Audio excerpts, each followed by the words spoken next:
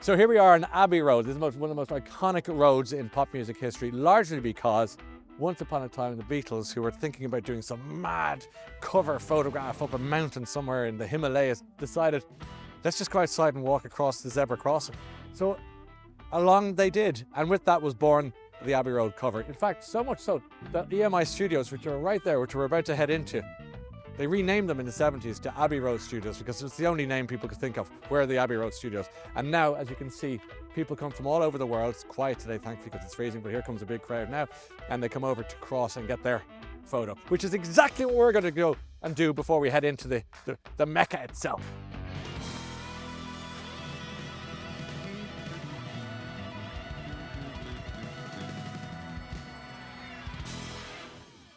So here we are. So a priest might go to the Vatican. A Beatles fan comes to Abbey Road. This is a place that has recorded some of the most extraordinary music of all time. We're here today to see Giles Martin, who is the keeper of the Beatle flame. Anthology IV is being released. As you can see, 1, 2, 3, 4, all here. And Giles Martin is the brain behind the mixing, the editing, the making it sound as beautiful and as brilliant as it ever did before. So we are now going to go in, like Charlie Bucket, heading into the chocolate factory to see how it all happened, how the magic happened. And so we land in the cockpit, so to speak, with Giles Martin. Hi, Giles, how are you? Welcome to Abbey Road. What a pleasure. And I think by way of a bit of backdrop or background, I was walking up the steps to this hallowed hall, and I was describing to people watching this earlier on that I felt like Charlie Bucket going to the chocolate factory. And I walk in, and there you are, handing out the most peculiar sweets I think I've ever seen to the crew. Before we get into the Beatles, shall we talk about what you were? That was strange. There were licorice chocolate caramel. So I mean, it's Willy Wonka. This is where things happen, and this is like it's important that you. I think it's important you bribe people with sweets. Yeah, it's yeah. Really important. Keep them all happy. Yeah. Anyway, thank you. They were delicious. And we were kind of waiting for the last few minutes going, okay, so Giles will be here in a second. And somebody said, do you think he needs a pass? And I said, no, I think he levitates. Because, this place is your Marvel superpower building, isn't it? I mean, you must have been coming here since you were a kid. Well, you know what? I came here for the first time in earnest when I was about 19 or 20, because my dad left Abbey Road. My dad, he flitzed off and built a studios called Air Studios, which was in Oxford Circus, where Nike Town is now, funny enough. And so it was. Everyone thinks that I'm sort of, but I guess my mum started work here in 1948, and my dad started in 1950, and they met here. Yeah. And so without this building, I wouldn't exist. Yeah. And so, it's in my DNA. But you never take it for granted. You walk up the steps, you go through I always feel lucky to be allowed through the gates, yes. And so you always feel it's an amazing building. You know what? I appreciate it more than I ever, the last time we spoke was about 200 years ago. But since then, I can point to the building right over there in a flat there, overlooking the studios. And one of the most lovely things in the world is to see that zebra crossing, always busy, always appreciated and respected by the nicest fans in the world. They are the nicest people, and you can tell why, because they never bolshily walk through. They always wait. They're lovely. There's a joy to that. Well, I have a thing, because I drive in, and I get out to open the gates to go through to Abbey Road, and quite often there'll be someone come to Abbey Road to work who I may have met. And they go, hi, Giles. And I go, how are you doing? And then someone will go, hi, Giles. And I go, how are you doing? Are you well? And they go, no, I don't know you. I'm just here to see the zebra crossing. So it's like, always be nice. Always be nice. I always have my chocolates in the car. Yeah, here we are. Have a chocolate. Yeah. Chocolate. There's that strange man with the chocolate. Yeah. We've been told about him, they say. But anyway, it is back to the building being part of your DNA. It's so important. And you said once upon a time, I think it's really funny, because your father's connection to the Beatles music, and now you as the keeper of the flame. I always call you the keeper of the flame, and you do it so majestically. You said that there's a perception of you as some sort of little Lord Fauntleroy with all these Beatle tapes in the attic. I love that. Tell me about that. Well, I just think that people think, it's that element of go, so why did you decide to do this? Or why did you decide to go and mix Sgt. Pepper? Or it's like, and there's the idea that I'm surrounded by dates going, Mummy, I think I'm going to go and do Sgt. Pepper now. And that's not the case at all. It's like it is. I do work for the Beatles, and the Beatles say, would you, or can you, or you will, Yeah. Sort of conversation, and that's the way it works. And it's the power of the Beatles. It's like so many other things. You go. I do other things. Yes. I do sort of, I do films and I work with other bands. I mix other bands, but it's like people go, when's Rubber Soul coming out, or when are you going to work on this? And Yes. and the power of it is such that people just think that I just sit going, I'm bored. I think I'm going to have a go at doing this now. Why did you decide to do Anthology IV? Well, I don't know. Yeah. I was bored. Yeah, I was bored. I was throwing my toys out of the pram. Yeah. And I decided. I was like, Mumsy, no one's given me any praise lately, so I'm going to have a go at this. You were saying before we came on air that you're involved in a film. Is that at the moment, or was that going back when you were? No, well, I am involved with Sam Mendes on the four films we're doing. Yeah. Okay, let's talk about that for a minute. You probably can't say a whole. I can't say a lot about part. It's going to be. It's a real journey for me. It's interesting. It must be. Well, first of all, obviously we've got great Irish interest. Barry Keoghan as Ringo, Paul Mescal, not Mescal, as Paul, and Saoirse Ronan recently added as Linda. Correct, I mean, these are all people who are just they're tremendous human beings. Actually, they're amazing human beings, and they're fun to work with, and the level of commitment on this project is just extraordinary. It's like they're good players now. They can play, and it's fun. It's really fun. It's tiring. I mean, it's earlier starts than what I'm used to. Well, what is an early start? It's like I have to get up at 6 a.m. to get on set and all that sort of stuff. Crikey. And I can't actually talk until about 1 p.m. So it's quite hard. So you're a night owl. But it's great. I actually bumped into Paul recently at the House of Guinness premiere thing, and I said, "Is it true? Like, was that an AI story created by somebody, or is Paul McCartney actually teaching you how to play Blackbird on the guitar?" He said, "Man, you've no idea what my life has become." It's true. Well, and we have James Norton as well in at House of Guinness. Norton, he's Brian Epstein. And who's your dad? Have they? My dad. I'm not sure if this has been announced. My dad is very good. He's a guy called Harry Lloyd. Great. And he's really good. That's strange for you to see him in acting. Yeah, he's just very committed. That's all of them. It's not. You can kind of. My life has been so bizarre anyway. I bet. It's so weird if I think about it, and I don't think about it. You just kind of do your job. It's interesting how people's perception of what you do and how your life is never how it is anyway. And so you just, my job is to try and, I'm a sort of not really a perfectionist. I try to make it as good as possible, and you sort of have this over like you see the light, you pass onto the other side and you see through things through a different lens and then come back again. Yeah. So the lens that me knowing my dad, obviously I knew him incredibly well and we were incredibly close and I loved him. Him as the Beatles producer is a different person to a certain extent. How do you separate them? You separate them because you try and bring as much of what you know about someone into anything you do. Okay. In that mode, but you separate yourself by going, this is. I didn't even know him when he was doing the Beatles. I wasn't even born. Yeah. And so that's how you separate stuff. It's like it's like someone talking. It's like someone you haven't met yet in your life talking about you. Yeah. Because I think that without anything too deep, I think as human beings we live a bunch of different lives in our lifetime. Of course. And so for him, it was a lifetime before me, so I can separate myself. You became your dad's ears, as you've said before, when your dad he was so important to the Beatles, story critical and so on, and you became his ears. There seemed to be like a transition as your dad's hearing started to diminish and you became more important to his faculties, if that's the right word. Yeah. But you told a lovely story, Giles, about how your father passed away at a grand age, but your dad's your dad, but he did. And you were very stoical in the way you described that. It was like, it was time. Well, he just, he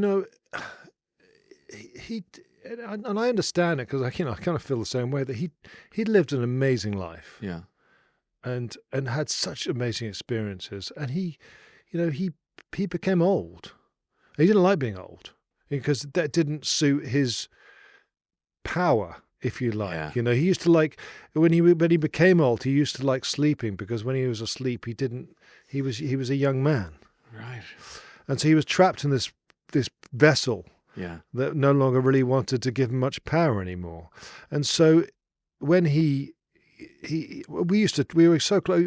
I moved next door to him to look after him, and I was working on a Kingsman film, the second Kingsman film. I was doing that at that time, and he was, and I used to see him in the morning and say, are you still here? And they go, for God's sake, Giles. Because he didn't want to, he's like, he used to say, which I think is someone else's quote, I don't mind the prospect of dying, I just don't want to be there when it happens. Yeah. Are you still here? Yeah. I mean, that's a nice dark sort of streak. That's what it was, and we shared those moments because I hate to tell the listeners, but we all die. That's what happens. We all lose loved ones. Yeah, it really is. But it's just true, and it's just a matter of fact. So you might as well deal with that in the best way you can. It's not because we're stoical. It's just a fact. Just laugh and laugh where you can. Doesn't mean that I didn't love them any more or less. I just, we spent those times together. It was really important. Really, 2 weeks after he passed away, your first job, I think, was on Sergeant Pepper's, and the first thing you heard when you sat down with those tapes was his voice saying, "Don't mix Sergeant Pepper's." No, it was his voice. Yeah, leave it alone. No, it was, it was his voice. It was strange. And Yoko said to me when I was doing the Love Show in Vegas, we did this Love Show and this Love album. I sat with her and I used the Beatles' voices in that, so I thought it'd be nice for them to be present in the theatre. And she said to me, John's voice starts the show. And she goes, the thing about John, he's just a voice now. Yeah. And it wasn't until that moment with my dad that I realised that's what he was. And then, life is so strange. My lockdown project was Get Back. Yeah. And I was there looking at my dad, actually on one of the days that I was conceived, which is kind of a weird sort of meta thing. Great detail, though. Yeah. I thought, does he have a smile on his face one of these days?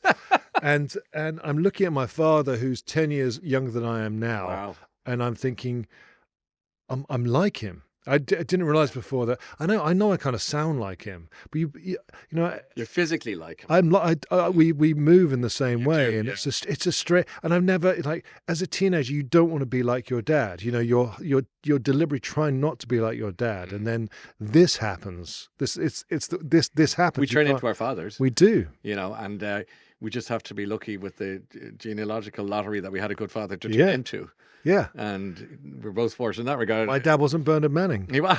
That could have been a very different. We wouldn't be sitting here doing this. The Bernard Manning box set's coming out next November.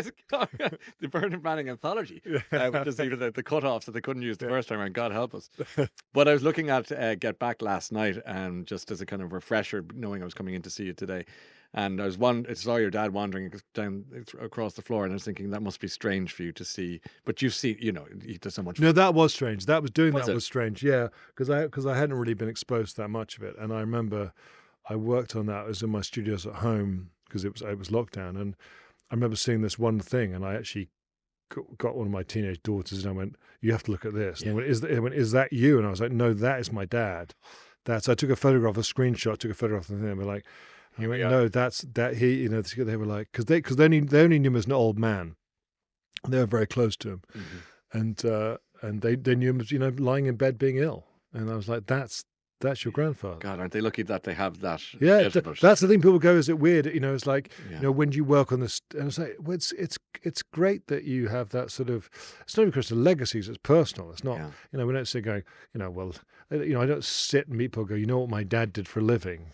It's more of a personal thing. Of course, it is. It's great for them. I think the kids are kind of. My kids are they're both pretty talented in music, but the last thing they want us to go into this trilogy, if you like, but they go, they like the Beatles through their friends liking the Beatles because that's not the thing that. Do you know what I mean? Yeah, it's that third hand. Yeah, exactly. One of the first times I think we ever spoke was about Love, that amazing show which I got to see in Vegas. But the album, which I still have on compact disc. As they call them. Yes. I don't know, for some reason I have it. It's the Nuclear Winter collection. I have this in case the Nuclear Winter comes. It's important. You have a selection, and it's pretty much all your stuff, which is good. The anthologies and but the Love, which was, I thought, quite a big risk for Beatles purists at the time because it was the mashup. That's your That's your. It was born out of desperation, that particular project, because I'd left. I was working as an in-house producer at Sony. Was aggressively unsuccessful, and then We all have those periods. yeah. No, I'm looking forward to my next one. And then I did a crossover. The only record I get was a crossover classical artist called Hayley Westenra. Oh yeah, I remember her. Yeah.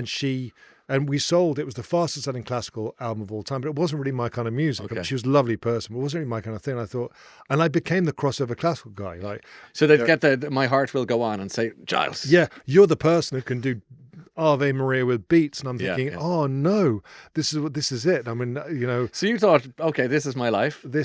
Well, no, I kind of thought I've got to get out of this, and then I told Neil. I remember Neil Aspinall. I said, I think I can create a Beatles show,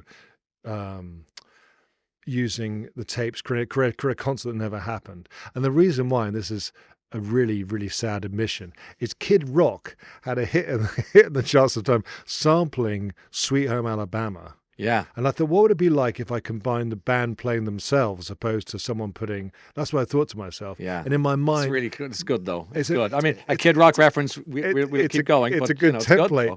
Good, And my mind is such that I can put things together in my head. yeah. And I remember thinking, okay, I think the drums from the end will work with the beginning of Get Back. And I started doing things in my head. And then once they gave me a permission to come in, and Neil said, my contract was, we'll give you 3 months and we're not paying you, is what he said, but Lovely. do something. And then my dad came out of hospital, and he heard it. He didn't like it at the time.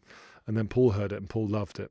And then the others heard it, and They come on board. it came on board. How critical is everything you do with the Beatles world dependent on Paul McCartney saying yes, no? No, it's all of them. The weird Is it very much yeah, that? power of veto is everyone. So we should say that's Ryoko, It's Yoko and Sean, Paul, Sean, Danny and Olivia, Harrison. Paul, and Ringo and Jason and Zach and the kids. Family connected. Yeah, they're all, the family's really important, and I think that is the way it works. Is they all have to be happy, and it's amazing. People go, oh, that must be a nightmare, but in all honesty, it's much easier than dealing with sometimes a record company or a marketing team that have Zoom meetings, etc. At least because they're working their opinions are based on gut instincts And soul. art and soul, Yeah. opposed to what they think someone may have said to them in a corridor or in a Zoom meeting, and it's actually much easier. Okay. And when you look at the anthology and bringing all that together, we're here talking about Anthology IV, which is, it's just a thing of great beauty. But I wonder sometimes when I hear all the bits and pieces of Beatleonia, or whatever the right word is, and you're there. Do you have these guys in your head? Every last pluck of a string or beat of a drum. I mean, your head must be kind of melted. I don't think I'm intelligent enough for that, to be honest with you. I think what happens is I go in and I listen to material and I go, it's that thing where you go, oh God, I can't wait to play this to you, right? I can't wait to. I think you'd love to hear that. Yeah. That's my judgment, and then I'll mix it and go, here you are, and that's the way. It's as simple as that. It's not like, But are you? I suppose my point is, are you like Indiana Jones then? Looking for diamonds in the rough and go, oh, I got one. Look at this. Yeah, I mean, I have help because the nature of how busy I am. There's two guys, Mike Heatley and Kevin Howlett, who are real Beatles expert, and they'll go in and they'll sift through material. But I've already heard everything before, because when I did the Love Show, I just listened to everything and I made notes and everything. So I've already heard it. I'm aware of everything, and they'll bring stuff and bring selections, and I whittle it down, and we work collaboratively. And then obviously the Beatles hear it, and that's the way it works. And it's that pure instinct of, do I want to hear this again? Or is this for a collector? And I don't really believe in the collector stuff. I don't believe you should release music so it can get dusty on a shelf. You should release music so it has a life of its own and people get inspired by it. Yeah, and especially if you're even if you're not a fan, to listen to some of the greatest songs ever created, being created. Yeah.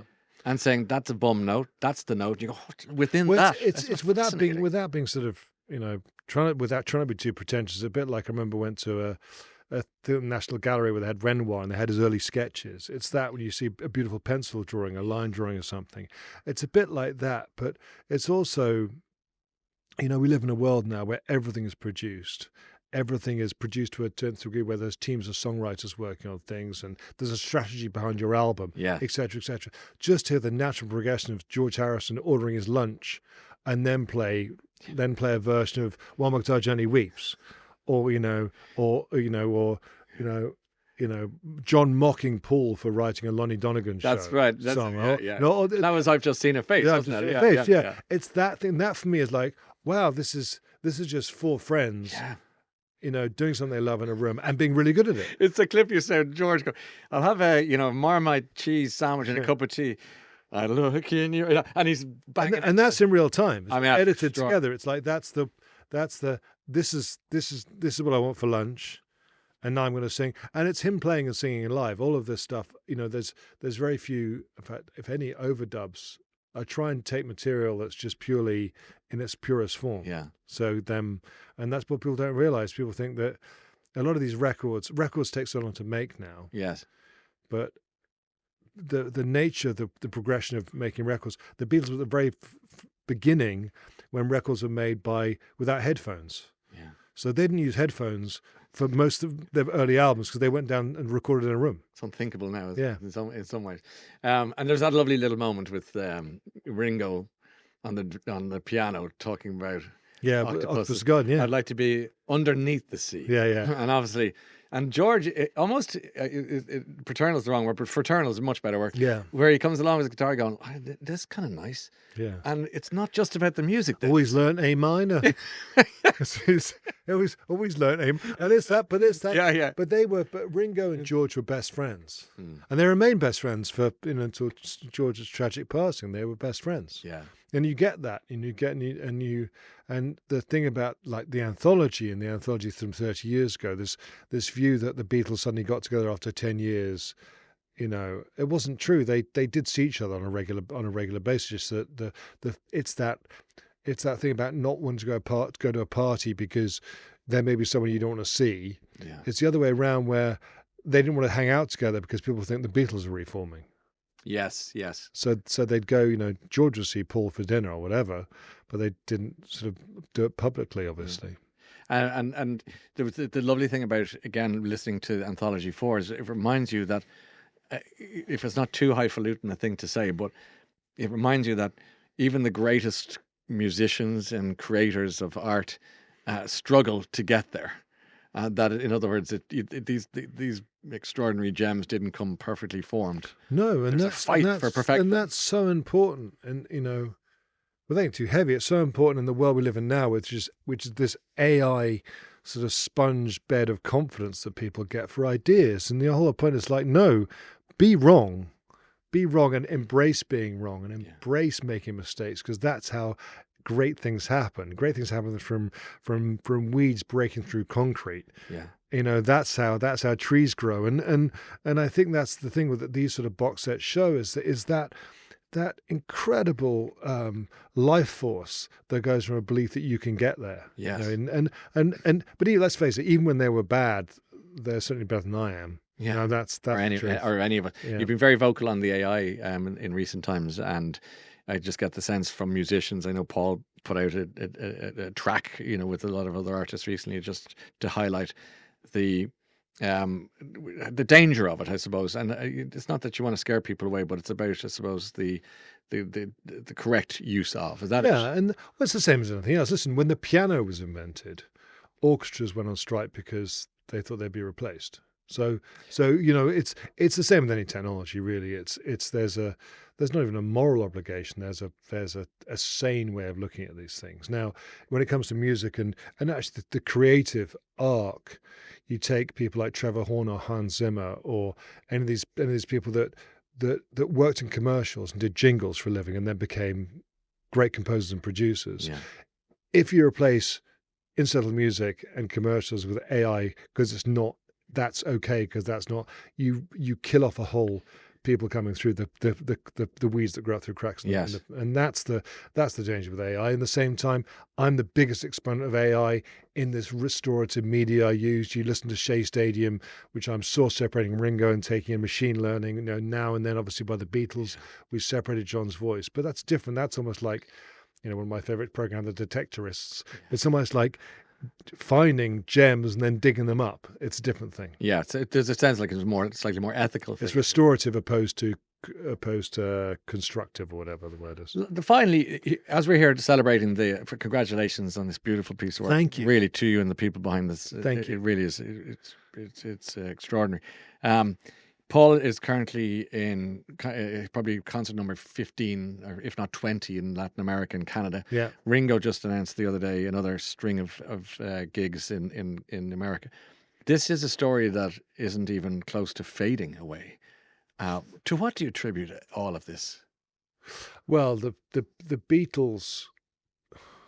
The Beatles mean so much to people because their music is so great, and it makes people feel things. It makes people feel, fall in love and turn to. And there's a few things in life which are really good for us, that make us happy, and music is one of them. And I think the Beatles are the chief exponent. I think Paul and Ringo, they do what they love. I mean, I'm with Paul in this room actually in a couple of weeks' time, I think, when he's back. He loves making music. He loves. It's what he does. Yeah. It's what, and Ringo's the same. Ringo, it's what's inside them, and that's what it's about. And it's that energy. Imagine they have the energy now as Paul is an 85-year-old man. Amazing. Whatever he is. Imagine what it's like when he was 22. Yeah. And we can hear it in the anthology. It's that life force that is just, it's insurmountable. Giles, great to see you, and thanks for your time. Lovely to see you. Thank Absolutely. you. Thanks for having us.